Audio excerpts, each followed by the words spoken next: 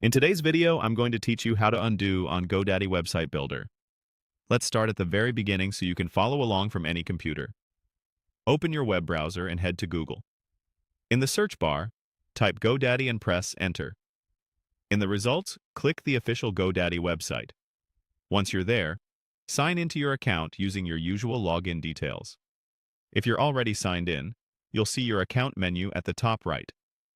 Next, click your username in the top right corner to open the account menu. From that menu, select My Products. This takes you to a page listing everything in your account, including your websites.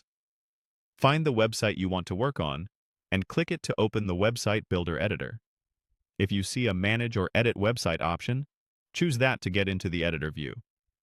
Now that you're in the editor, let's make a quick example change so we have something to undo. Click into any section on your page, maybe a headline or an image, and make a small edit.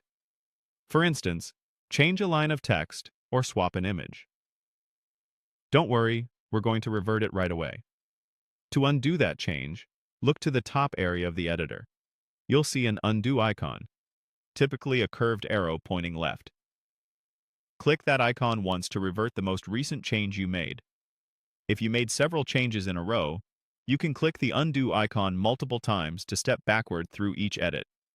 Watch the page update as you go, and stop when you're back at the version you want. A few quick tips to make this smoother.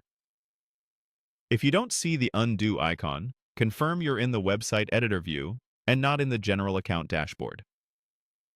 The undo feature works on recent changes in your current editing session, so it's great for fixing small mistakes fast.